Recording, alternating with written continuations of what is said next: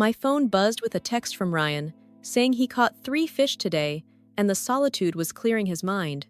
But before I could respond, Laura, my coworker, burst in her face, pale, shoving her phone at me, saying I had to see something right now. She opened Jessica Parker's Facebook page, and there was Ryan, my husband of 8 years, supposedly on a wilderness retreat to detox from work stress, lounging at a beachfront bar in Cancun, his arm around his secretary Jessica with a timestamp from 2 minutes ago and a caption reading, "Finally with my soulmate, no more hiding."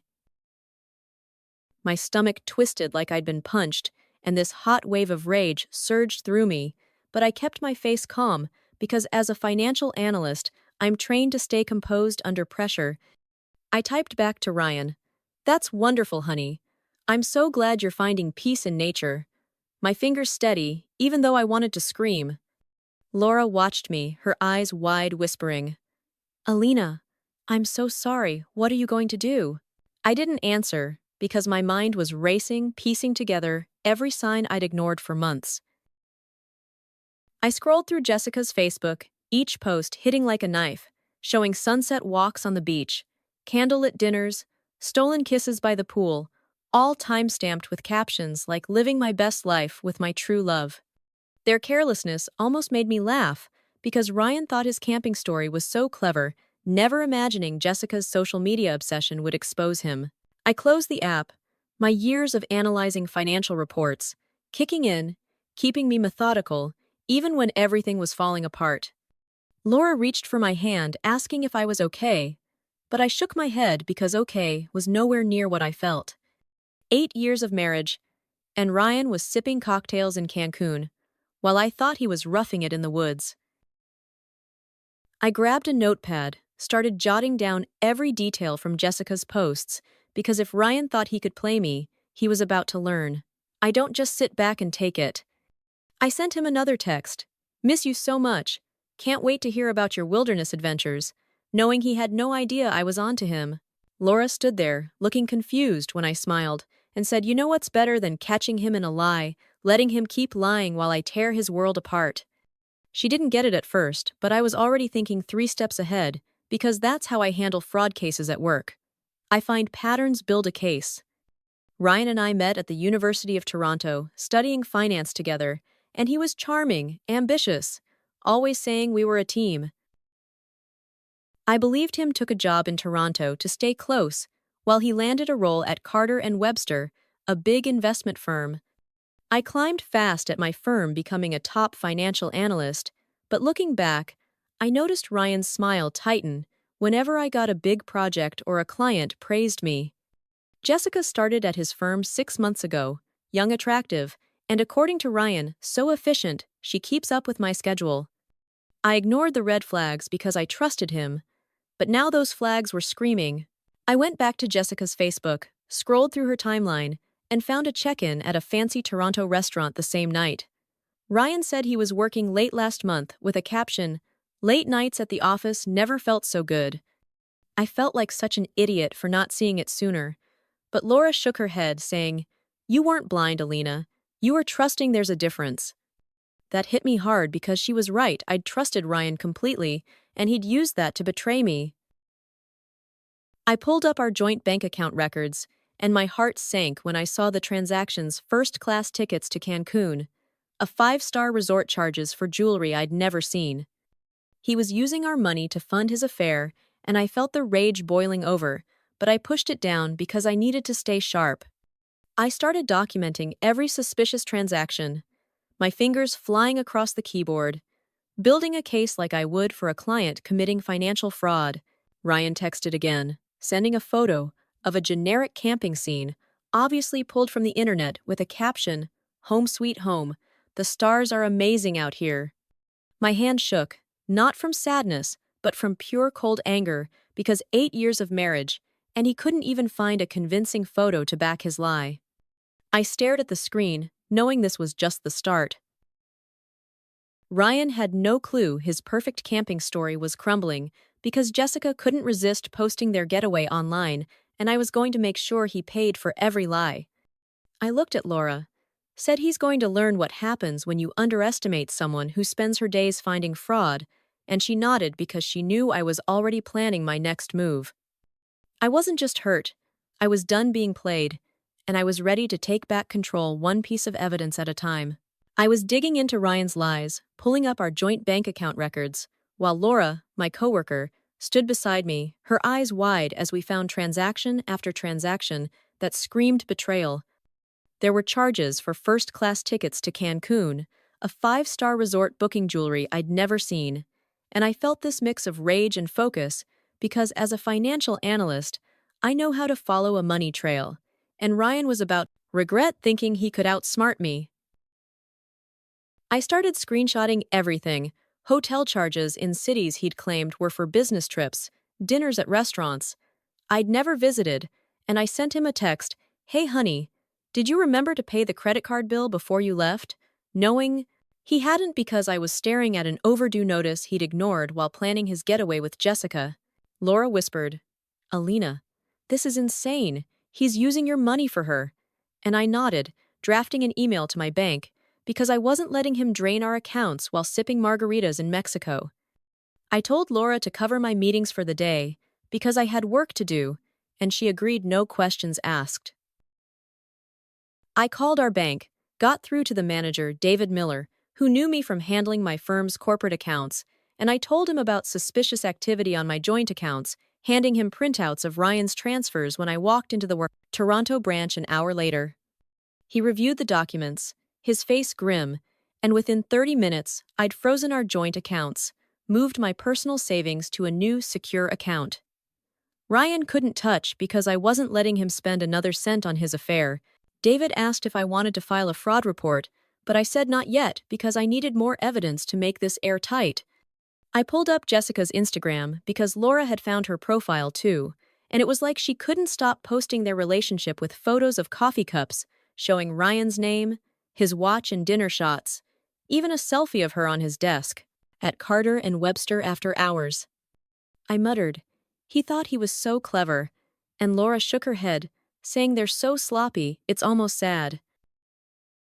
I downloaded every post, because this wasn't just about catching him cheating, it was about building a case he couldn't escape. I remembered Ryan's firm, Carter and Webster, sent me their employee handbook last year, when I'd reviewed some financial contracts for them, and I dug through my emails to find it, because I knew there was a policy that could hurt him. Sure enough, in bold text, it said relationships between supervisors and direct reports were strictly prohibited with immediate termination as the consequence. And I felt this surge of clarity because Ryan was Jessica's boss and their Cancun trip was about to cost him his job. I called Karen Patel, the HR director who I'd worked with before, and told her I had a sensitive matter to discuss, forwarding her a selection of Jessica's posts with timestamps and captions proving Ryan broke company rules. Karen's voice sharpened, saying she'd escalate this immediately, and I could hear the shock in her tone because she hadn't seen this coming either. I thanked her, keeping my voice calm even though my heart was pounding because every step was bringing me closer to making Ryan pay. Ryan sent a picture of a campfire, clearly pulled from some stock photo site, with a caption having dinner by the fire. "Wish you were here." And I almost laughed because the audacity of this man sending fake camping photos while living it up in Cancun was unreal. I typed back, "That looks cozy. Can't wait to hear all about it," because I wanted him to think he was getting away with it. Laura watched me, her jaw tight, saying, "Alina, you're scary calm right now." But I smiled, because in my job, I catch people cooking books all the time, and the best way is to let them feel safe while you gather evidence. I checked our bank records again, noticed something worse. Ryan had moved money into a private account. I didn't know about transfers totaling $90,000 over months, and my stomach dropped because this wasn't just an affair. This was him planning to leave me. Laura gasped when I showed her the transfers, saying, "That's not just affair money, that's exit strategy money." And she was right, because $90,000 doesn't vanish without a plan. I cross-referenced the transfer dates with Jessica's posts, and they lined up perfectly with their Cancun trip, other getaways he'd called work conferences. I was shaking not from sadness, but from cold, hard determination, because Ryan had spent 8 years building a life with me, only to tear it down behind my back. and I wasn't letting him walk away with our money, his job, or his dignity. I emailed my boss, saying I needed a few days for a personal matter because I was just getting started, and by the time I was done, Ryan would wish he'd never lied about a camping trip. I looked at Laura, said he's going to learn what happens when you underestimate someone who finds fraud for a living, and she nodded because she knew I was 3 steps ahead. I was still piecing together Ryan's betrayal when my phone lit up with a call from Karen Patel, the HR director at Carter and Webster, saying she'd reviewed the evidence I sent, and they were launching an internal investigation into Ryan's conduct because those Instagram posts of him with Jessica were a clear violation of company policy. I felt this rush of satisfaction because every move I made was tightening the noose around Ryan, and he still thought he was safe in Cancun, sipping cocktails with his mistress. I thanked Karen, keeping my voice steady, and asked her to keep me updated because I wanted to know the moment they took action against him. Then I called my divorce lawyer, Natalie Brooks, who I'd worked with on client cases before, and sent her all the screenshots, bank records, and Jessica's posts, telling her I needed divorce papers filed as soon as possible because I wasn't letting Ryan come back to our life like nothing happened. Natalie said she'd have the paperwork ready by morning, and I could feel myself getting sharper, more focused, because this wasn't just about ending a marriage, it was about taking back control. Laura, my coworker, was still with me, looking stunned, saying, "Alina, you're moving so fast." But I just shrugged, because in my job, you don't wait for fraudsters to cover their tracks. You strike while they're careless. I started digging deeper into Ryan's private account, the one with $90,000 he'd hidden, and found transfers dating back 6 months, lining up with every work trip he'd taken. And it hit me that this wasn't just him planning to leave, it was a calculated scheme to siphon our money. I felt this cold fury because 8 years of building a life together and he was stealing from me to fund his affair. I cross-referenced the dates with Jessica's posts, found more evidence, like a photo of them at a Miami hotel he'd claimed was a conference with a caption "Best Business Trip Ever," and I forwarded it to Karen because I wanted Ryan's firm to see the full extent of his lies. Then I got a text from Ryan, a generic camping photo, clearly fake, saying, "Missing you, can't wait to tell you about my adventures," and I typed back, "Miss you too, hope the fish are biting," keeping him in the dark, because letting him think he was safe was my biggest weapon. I could feel the anger burning, but I channeled it into action, because that's what I do. I find the patterns I build, the case I win. Then my phone rang, and it was Ethan Walsh, Ryan's boss at Carter and Webster, sounding shaken, saying, "Alina, we had no idea, but those posts triggered an audit and it's bad." He told me they'd found evidence Ryan had been misusing client funds, funneling money through fake expense reports, and I felt my heart race, because this wasn't just an affair anymore, it was criminal. Ethan said they were contacting the police, and I nodded, saying, "Do what you have to do," because I wanted Ryan to face every consequence. I sent Natalie the new details, and she said this could strengthen the divorce case because hiding assets and committing fraud wasn't just grounds for divorce, it was grounds for jail time. I felt this strange calm settling in because every piece of evidence I'd gathered was falling into place, and Ryan had no clue his house of lies was crumbling. Laura looked at me, saying, "You're building a fortress of proof," and I nodded, because that's exactly what I was doing, brick by brick. While I was on the phone with Natalie, another text came from Ryan, saying he was by the campfire with another fake photo, and I almost laughed because the nerve of this man thinking he could keep up this act while I was dismantling his life. I replied, "That looks so peaceful. Tell me all about it when you're back," because I wanted him to keep digging his own grave. Then, I got an email from Karen, confirming Ryan was suspended pending investigation, and they'd notified the board because the client fund issue was bigger than just a policy violation. I felt this surge of power because for the first time, I wasn't the one being played. I was the one in control. I started packing Ryan's things, his suits, his watches, everything he valued into garbage bags, because when he came back, I wanted him to see his life on the curb. Laura helped me, saying, "This feels like justice," and I agreed, because every move I made was one step closer to making Ryan regret every lie he'd told. Then my phone rang again, and it was Megan Foster, Jessica's former roommate, sounding nervous, saying, "Alina, you need to know something. This isn't the first time they've done this." She told me Ryan and Jessica had pulled this scheme before, at his old firm, targeting wealthy clients, getting compromising photos, then extorting them for money. And my jaw dropped because this was bigger than I'd imagined. Megan said Jessica had called her crying, saying Ryan was furious. She'd posted their Cancun trip online because it broke their usual pattern of secrecy. I felt this mix of shock and clarity because Ryan wasn't just cheating, he was running a con, and I'd caught him because of Jessica's carelessness. I thanked Megan, forwarded her statement to Natalie, and called Ethan back, saying this goes deeper than you think, because I wanted everyone to know the full scope of Ryan's crimes. I looked at the garbage bags, added a note, hoped the camping trip was worth it, and felt ready because Ryan was about to learn what happens when you betray someone who knows how to fight back.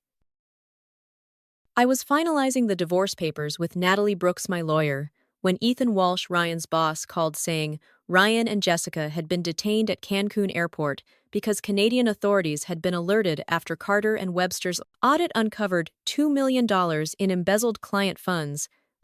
I felt this mix of vindication and nausea because Ryan's lies had spiraled into something bigger than I'd imagined, and now he was trapped, unable to run from the consequences I'd set in motion. Ethan said the firm was pressing charges, and the police were coordinating with Mexican officials to extradite them, while I nodded, saying, "Keep me posted," because I wanted to know every detail of Ryan's downfall. I sent Natalie the audit details, and she said this was a slam dunk for the divorce, because Ryan's crimes would leave him with nothing. Laura, my coworker, was with me shaking her head, saying, "Alina, you brought down a whole criminal scheme." And I shrugged, because all I'd done was follow the evidence like I do in my job, but it felt good to see Ryan's world collapse. I kept texting Ryan back, "Hope you're enjoying the stars," because he still didn't know I'd orchestrated this, and I wanted him to feel safe until the hammer dropped. Then Jessica posted a tearful video on Facebook, confessing everything, saying Ryan had pressured her into the scheme, and she was sorry before deleting her account. And I felt this bitter satisfaction because her confession was another nail in Ryan's coffin. I forwarded the video to Natalie and Ethan because it corroborated Megan's statement about their past cons, and I knew the prosecutors would eat it up. Ryan called me, his voice frantic, leaving a voicemail. "Alina, we need to talk. I can explain everything," but I ignored it because there was nothing left to say, and I wasn't wasting my energy on his lies. I went to our house, finished packing his things into garbage bags, and left them on the driveway with my note. Hope the camping trip was worth it, because I wanted him to come back to nothing but his own mess. Laura helped, saying, "This feels like closing a book," and I nodded, because every action I took was shutting Ryan out of my life for good. The next day, Agent Carter, a detective with the Toronto police, contacted me, saying they'd traced Ryan's hidden accounts to offshore banks, and the total embezzled was over $3 million across 5 firms, and I felt my stomach drop, because the scale of his betrayal kept growing. She asked for my financial records, which I'd already organized, and I handed them over because I wanted to make sure every cent was tracked and Ryan couldn't wiggle out of this. Agent Carter said Ryan and Jessica were being extradited within 24 hours, and they'd face charges for wire, fraud, embezzlement, and blackmail, which meant years in prison. I thanked her, feeling this strange calm, because the evidence I'd gathered was airtight, and Ryan's lies were finally catching up to him. I texted Laura saying, "It's almost over," and she replied, "You're unstoppable," because she knew I'd turned my pain into power. Ryan tried texting again, saying, "You're ruining everything. We can work this out," and I laughed, because the desperation in his words showed he knew he was done.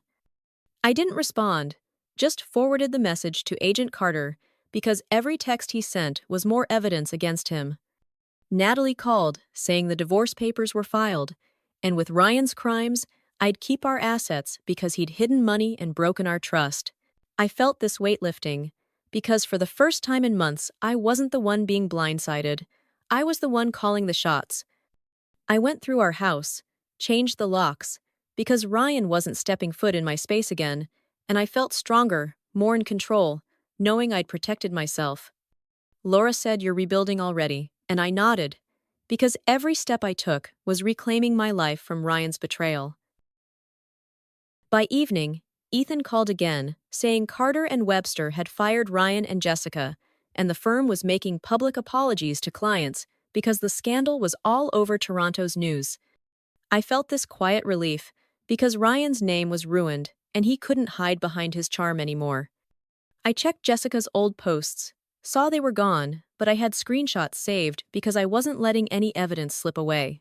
Agent Carter emailed, saying they'd found another offshore account with $800,000, and I sent it to Natalie because every dollar Ryan thought he'd hidden was coming back to haunt him.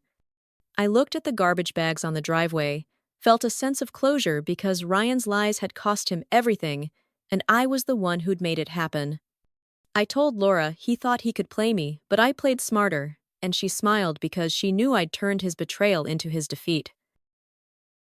I was reviewing the final divorce papers when Agent Carter called, saying Ryan and Jessica had been extradited to Toronto, and they'd taken plea deals with Ryan, facing 7 years in prison for wire fraud, embezzlement, and blackmail, while Jessica got 4 years for her role in the scheme. I felt this quiet relief wash over me, because after months of fighting, the man who'd betrayed me was finally paying the price, and I'd made it happen with every screenshot, every bank record, every call I'd made. Natalie Brooks, my lawyer, said the divorce was finalized, and I'd keep our house, our savings, everything, because Ryan's crimes voided any claim he had, and I nodded, saying good, he doesn't deserve a cent because I'd earned every bit of that life. Laura, my coworker, brought wine to celebrate, saying, "Alina, you didn't just win, you crushed him." And I smiled, because for the first time I felt free, not angry, not hurt, just free. I looked at the empty driveway, where Ryan's stuff had been hauled away, and felt like I'd closed a chapter, one I'd never reopen. Then Ethan Walsh, Ryan's former boss, offered me a consulting gig at Carter and Webster, saying they needed someone with my skills to prevent fraud, because my work, exposing Ryan, had saved the firm millions. I took the job because it paid well, and it felt right using my expertise to stop people like Ryan from hurting others, and within weeks, I was training their team-building systems to catch financial scams. I felt this sense of purpose because my career wasn't just a job anymore. It was a weapon I'd honed to protect myself and others. Laura said, "You're turning pain into power," and I nodded because she was right. Every step I took was proof I was stronger than Ryan's betrayal. I started a side business, advising small companies on fraud prevention, and it took off with clients across Ontario because people trusted someone who'd brought down a con like Ryan's. One day, Megan Foster, Jessica's old roommate, reached out, saying she was starting a business and wanted my help to set up fraud safeguards, and I offered her a free consultation because her call had been the key to unraveling Ryan's bigger scheme. We met and she thanked me, saying, "You showed me how to stand up to people like them." And I felt this warmth because helping her felt like paying it forward.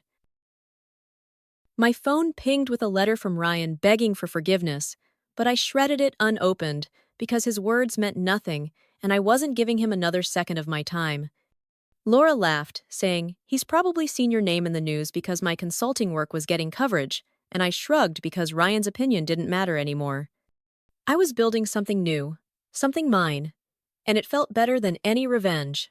Carter and Webster promoted me to lead their fraud prevention unit, and I moved into a new office with a view of Toronto's skyline, and it hit me how far I'd come since that day. Laura showed me Jessica's Facebook post. I felt this deep calm because I wasn't just surviving. I was thriving, and Ryan's betrayal had only made me stronger. Laura stopped by saying, "You're unstoppable now," and I smiled because she was right. I'd taken every lie Ryan told and turned it into my victory. I kept a folder of my evidence, screenshots, bank records, Megan's statement. Not to dwell on the past, but to remind myself what I was capable of. I told Laura he thought he could break me, but I built a whole new life instead, and she raised her glass because we both knew I'd won. Months later, A client mentioned Ryan, saying he'd read about the case and asked how I'd caught him, and I just said he underestimated me, and I didn't let him get away with it. I felt no anger, no bitterness, just pride, because I'd turned his lies into my success with a booming business, a new role, and a life I loved. I walked out of my office, saw my name on the door, and thought about the woman who'd trusted Ryan, how she'd learned to fight back, and I felt whole. Laura texted saying, "You're a legend," and I laughed because I didn't need to be a legend. I just needed to be me, and that was enough. I looked at my calendar full of client meetings and knew Ryan's camping lie was the best thing that ever happened because it showed me what I could do when I refused to lose.